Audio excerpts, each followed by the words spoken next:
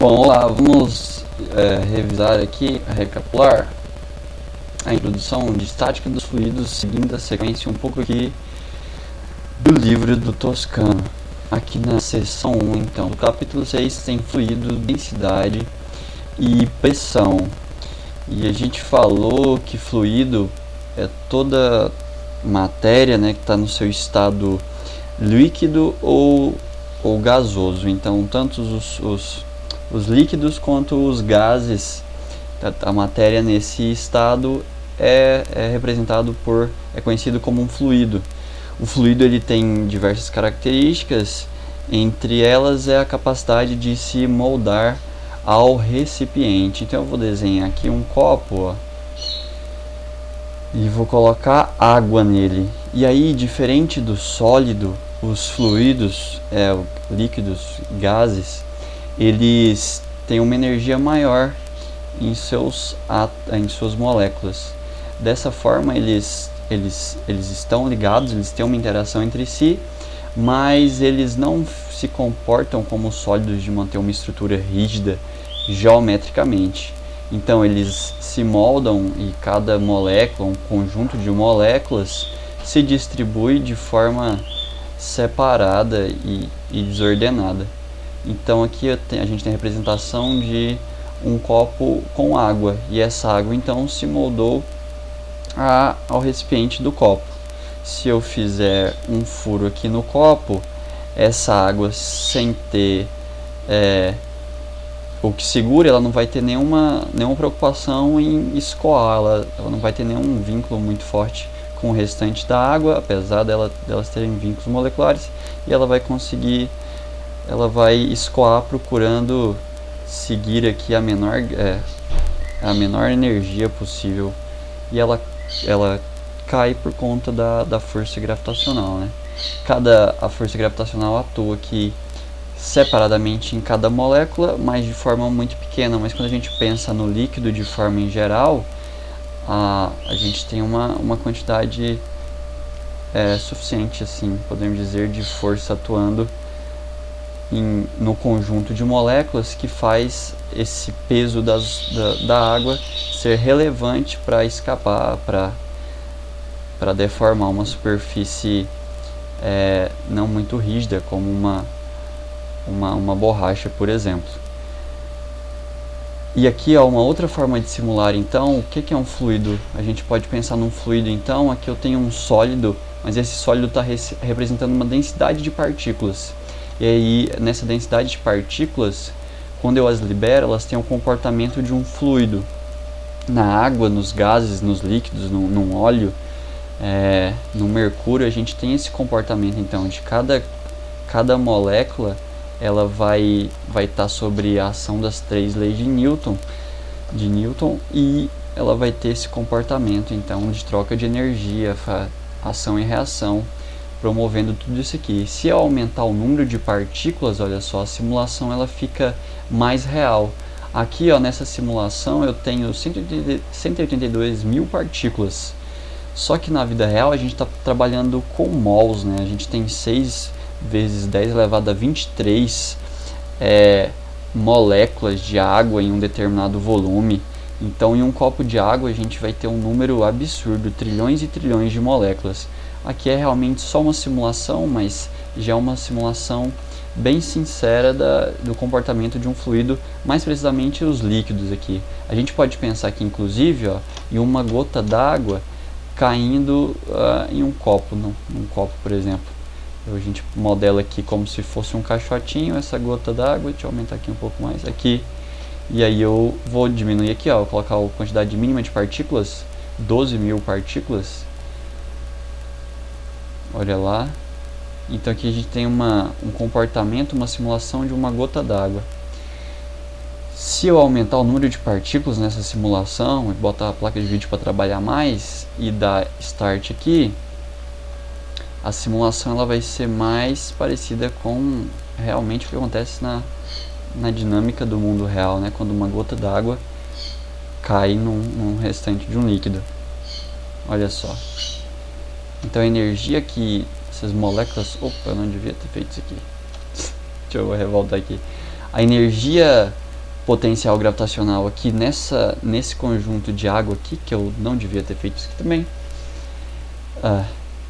Enfim, essa gota de água ela tem uma energia potencial gravitacional transformada em energia cinética, que é transferida, né, para as outras, não há perca de energia, mas sim transferência de energia para as outras moléculas aqui da água, e faz esse movimento.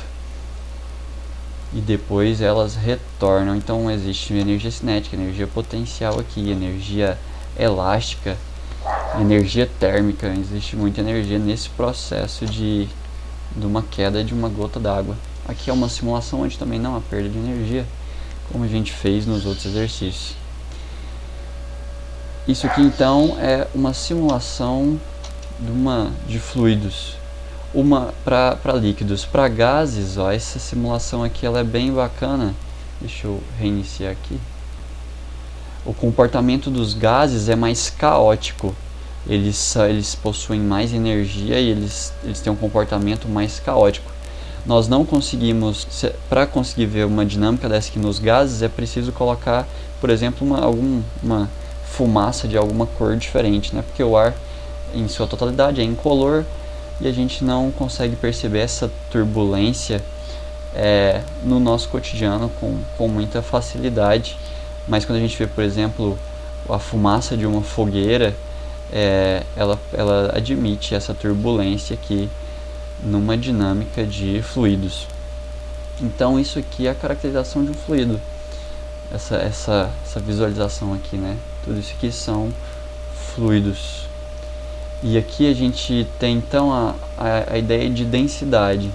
A gente muitas vezes não vai conseguir saber a massa de um fluido apenas olhando para o volume que ele ocupa, mas a gente tem a densidade dele tabelada, já feito em laboratório. E aí, usando essa densidade, a gente pode determinar a massa a partir do volume que a gente pode ter bem conhecido. Da mesma forma, ele pode-se pedir a massa e te dar a densidade, pedir qual que é o volume que essa massa ocupa.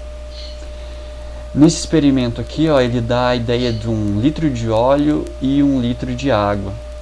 Na ideia que existe mais matéria e por isso então, a água é mais pesada do que 1 litro de óleo. 1 litro de água é mais pesado que 1 litro de óleo. Logo, se eles estão no mesmo volume, isso significa que existe mais massa de água do que mais massa de óleo. Isso aqui tabelado, acho que está aqui, ó, a água então tem uma densidade de 1 grama por centímetro cúbico aqui. Então, pela água ter mais densidade, mesmo ocupando o mesmo volume que o óleo, ela pesa mais do que o óleo. A gente pode ver isso aqui, ó, então existe uma relação. Então, por que que aqui, ó, se a gente pegar, então eu fizer um copo novamente aqui e jogar óleo primeiro eu vou jogar óleo, esperar o copo encher, o copo ficou grande, ok, acho que já tá bom de óleo. E agora eu vou jogar água. Opa! Jogando água, enchendo o copo com água aqui na torneirinha frenética.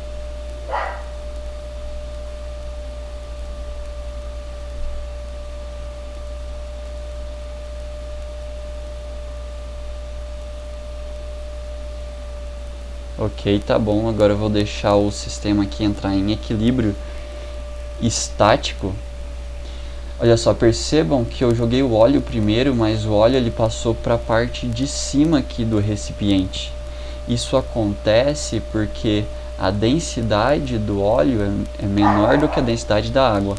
Logo, essa água tem mais matéria e é mais atraída pela força gravitacional do que o óleo.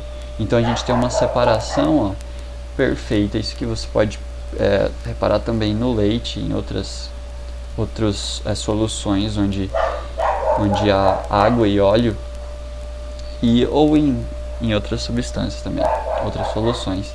Então aqui, ó, o óleo, por ser menos denso do que a água, ter menos matéria nessa parte no óleo do que na água, o óleo fica por cima.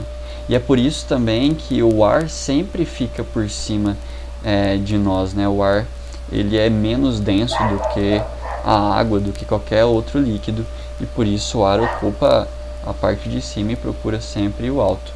Isso na termodinâmica vai ter uma alteração entre um ar frio e um ar quente, e aí eles vão fazer um processo, porque a densidade, quando muda a temperatura, a densidade também muda, então podendo inverter esse processo, fazendo um processo diferente a partir da temperatura, ok? Então nesse vídeo a gente viu essa introdução aqui conceitual, e no próximo a gente vai estar deduzindo a equação aqui da pressão exercida por um fluido, essa aqui a partir da definição também que a gente ainda não fez de pressão nesse vídeo, não fizemos nesse vídeo, e da densidade que já vem de outras matérias. Beleza? Até o próximo vídeo.